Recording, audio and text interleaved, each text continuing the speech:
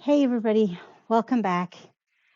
Got a little bit of shadow play going on because I'm using the light that I use for work as my illumination because I didn't want to turn on the bright lights at the basement.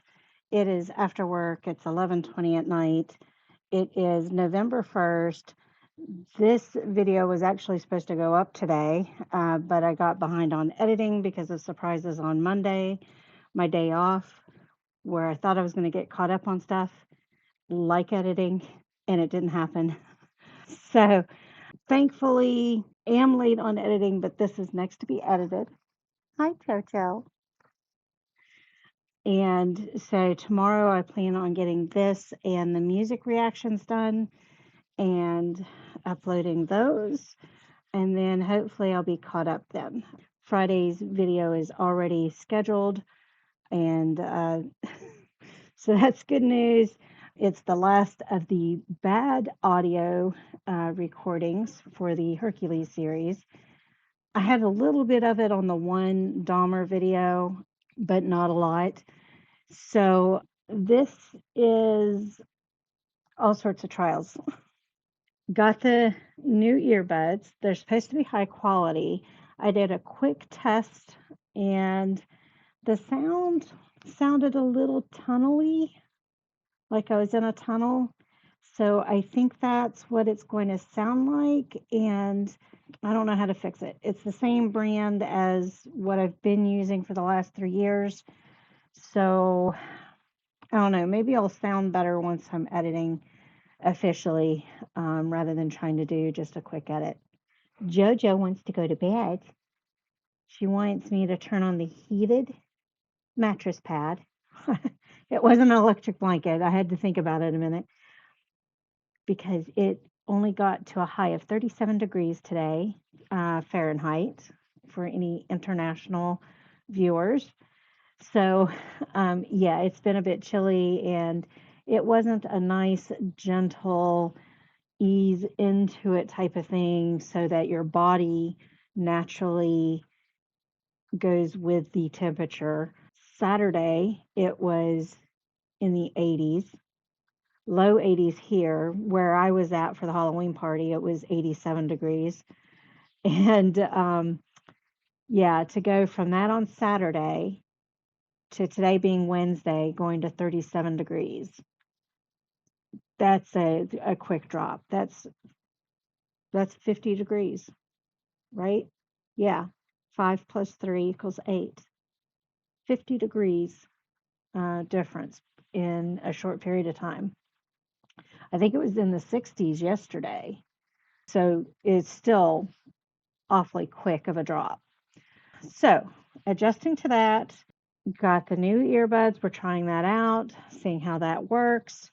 In the meantime, I've been working on a project for work, and my workload has just gotten busier here in the next few weeks because we're acquiring another county. So I've got to update all of our cheat sheets for all of the information for the new county. And yeah, where else are we at? Oh, sound, editing. I've got a presentation Friday morning for one of our VAs to talk about stalking. So it's been crazy the last few weeks. I just finished a week of teaching motivational interviewing, and I purposely tried not to say, hey, I'm taking a week off because I've got all this going on, because I knew it was going to be busy before and after that week, anyhow. So, yeah. But Dahmer, we're on episode 8. I think we're on episode 8. I'll double check for sure. But we've kind of come full circle, it seems, as far as I'm pretty sure that Tony was the one that was on the floor when he was killing the kid, or trying to kill the kid, that law enforcement came knocking on the door and all that. So I'm not quite sure where we're going from here. I know there were more victims than what we've seen. And they, in the beginning, seemed to make Niecy Nash's character, is it Janine? I was trying to think of what her name is. Whatever Niecy's character is, they seem to make a big deal out of her at the beginning. We haven't seen so much now, but then we saw a little bit at the end there, didn't we? With some sound. Yeah, because he was upset and throwing his beer can and some other stuff, and she was hearing that because he was upset because he killed Tony because he didn't want to, but he was afraid he was going to go away and not come back again. So definitely has some trust issues. He purposely killed Tony. I'll clarify that because the first two kills that we saw seemed to be accidental. At least the story that we're getting. Also, the first episode ended with the police starting to fill Dad in. So maybe we're going to get a little bit more of Dad's reaction to all of this, and maybe he's going to fill some information in. So, a couple of different ways we could go. Not quite sure where we're going though. So, let's just go ahead and get into it. I've been talking for 7 minutes now. Hopefully, I cut some of this out. We'll see. I tend to leave everything in, except for the big, long pauses. But let's go ahead and get into it, see what happens, so I can get some sleep, so I can edit both this and the music reactions tomorrow and go from there. All right. Okay. I saw a quick little bit there at the beginning of somebody coming out of the door. I was trying to make sure the sound was still working and everything. But this one is episode 7, and this one is called Cassandra. And I don't remember meeting a Cassandra yet. So let's find out what's going to happen. Unless that's the neighbor's name.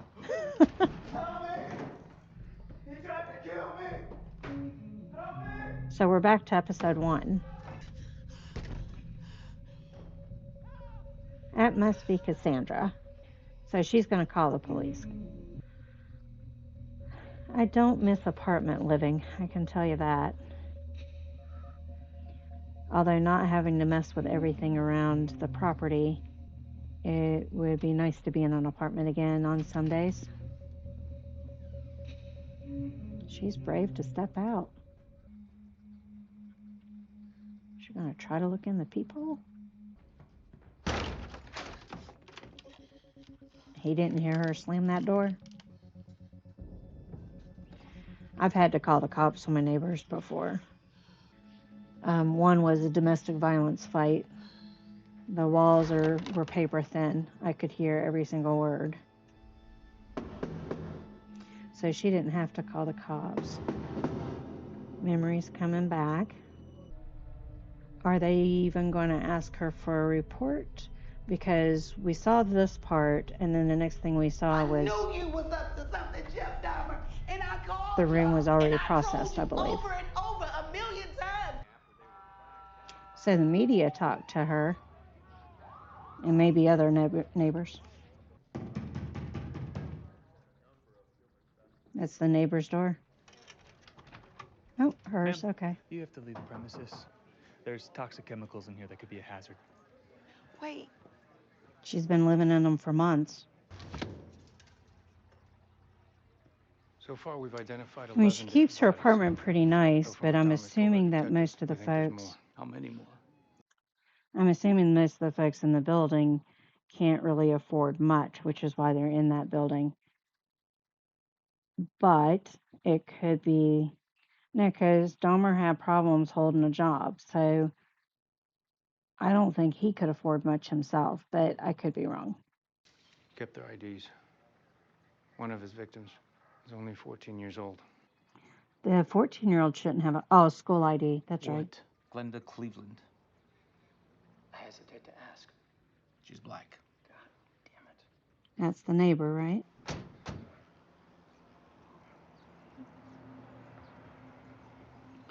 So this is the notifications. Afternoon, I'm Detective Kennedy. This is Detective Is Murphy. this Tony's house? Are you related to Errol Lindsay? Oh, no. Yes, Tony's my son. They're switching them up. Okay. With those other ones, didn't you? It appears he was murdered by a man named Jeffrey Dahmer. That man I thought molested the my brother Somsock. He was supposed to be in jail. Knew about him. What? No. pushing the wrong buttons. I thought the Asian family there, with the young man who slowly went up, I thought he was the one that Dahmer tried to kill, and they took to court, and the judge kind of just was dismissive, but he was still alive. They took him to court for drugging and all that. Their son, kidnapping, maybe. Can't remember the charge now, but I didn't think he was dead. Must be a different Asian family. And was obviously So drunk. she's going to get in trouble for Drugged up. telling the truth. They just told me they had it handled. They're going to Mr. fire Lindsay is her for worried telling about the the truth. press. While I personally understand, I do. Do you? Not everybody lives next door to a serial killer. Did you ever see the zombies? Made the zombies? I'm just curious. What? This is the young man that tried to Reverend Jackson, report him. It is our fight. So did he Wanna say slay a that's dragon's son, you got to Reverend attack Jesse it from all Jackson? angles. And when we do speak up, we're too often ignored. And I'm hoping Like Glinda. that as the leaders of this fine city. We're worried your presence may complicate our own efforts. How so? The Dahmer case, I mean, what he did to those young Love that posturing. 14-year-old boy. So, like it or not, gentlemen, you're not getting rid of me. Now, Well, and how that's the soon do you common suppose thing we're with going a Cleveland? lot of stuff that makes one look bad, whether it's the person themselves that did it or somehow the connection that makes them look bad, is they want to keep everything hush. They want to, I, and I often say this, so I was trying to figure out how to say it without being dismissive, and I don't know how to say it that way. But I do believe in a full and thorough investigation. I often say with stuff that happens in the community, in the nation, we're only getting bits and pieces of the information. We're not getting the whole story.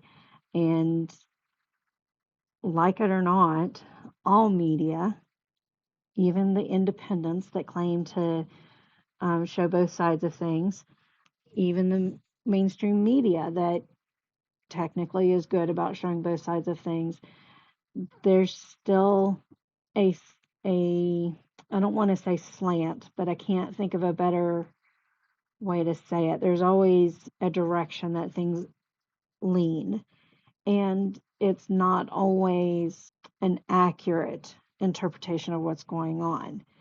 So what ends up happening is the fire gets flamed, the the fires get, they're flaming the fire. That's the metaphor I'm trying to say. They're flaming the fire, whether the fire is on the side of the perceived victims, whether the fire is on the perceived perpetrators, or both. And oftentimes, especially nowadays, we're seeing it on both sides, where the fires are getting stoked. I think that was the other word I was looking for. It even So there are news sources that are good about presenting both sides, but even they don't have all the facts. So it's naturally going to lean one way or the other. If law enforcement's not allowed to talk about things because it's still being investigated, we're not getting all the information. Once they are giving us the information, once the FOIA has been filed and the investigation's complete and all the trials are done and all that kind of stuff, are we getting all of the information from them? You know, how many times have we heard about information being kept where they didn't present it to the public or present it in court or whatever it might have been?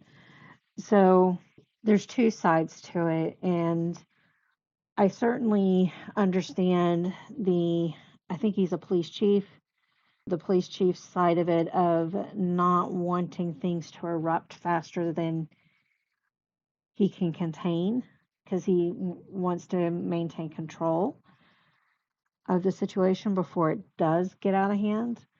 But at the same time, the less transparent you are, the more people are going to be upset.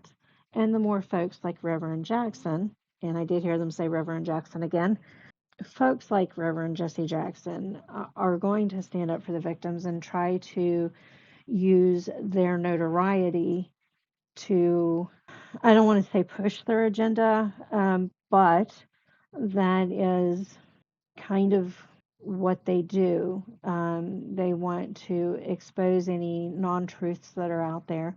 They want to keep people accountable as best as possible. They also want to be there for the victims and make sure the victims get closure and can process things and all that kind of stuff. And if you don't have the information, how can you process it?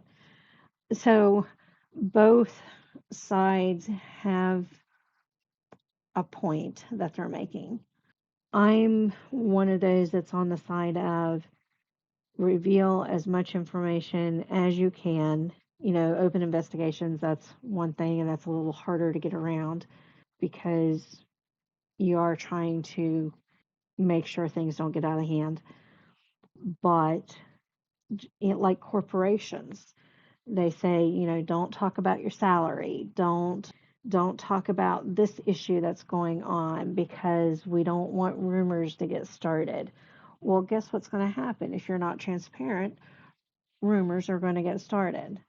You're going to have folks say, well, I heard from so and so, whether it's at this company or at that company, because a lot of times multiple companies are involved, they're going to talk.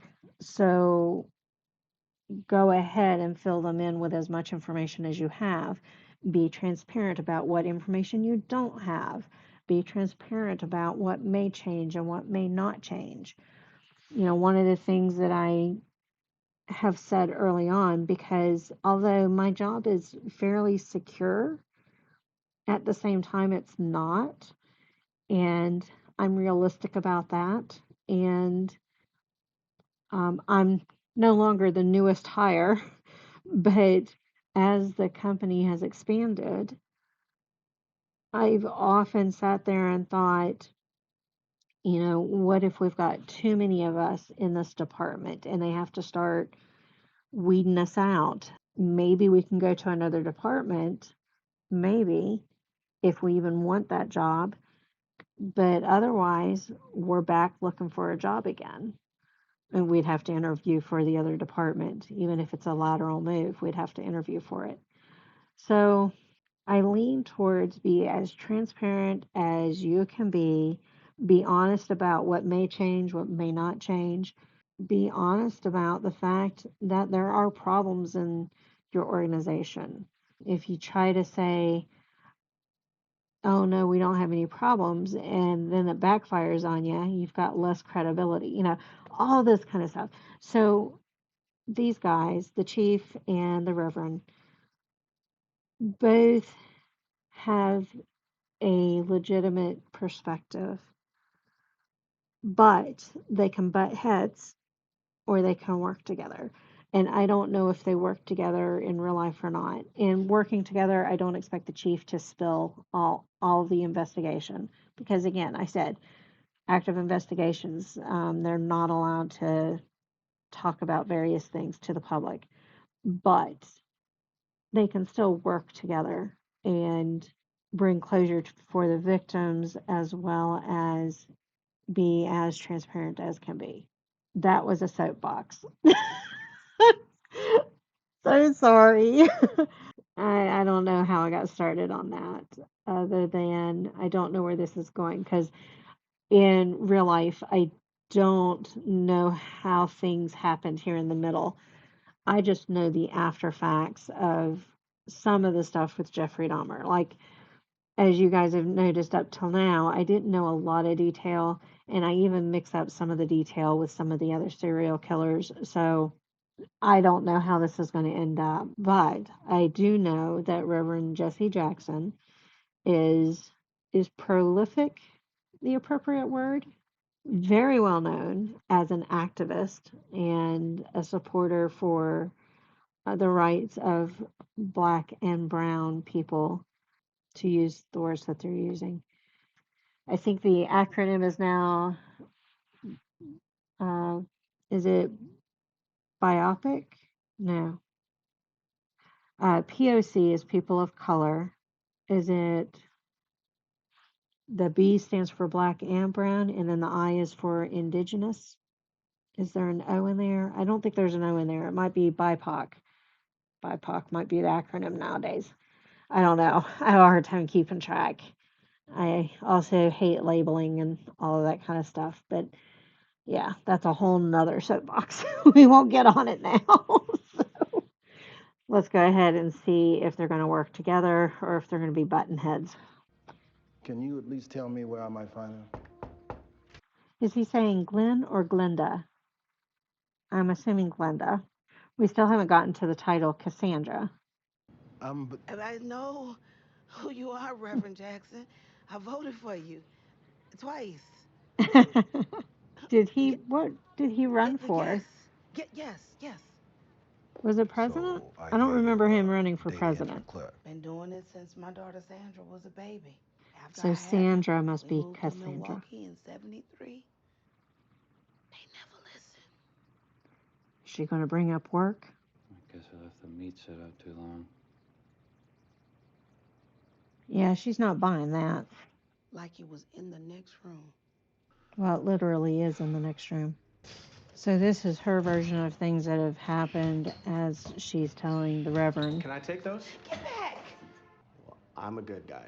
Scout's honor. And the Boy Scouts is 3 fingers. Okay.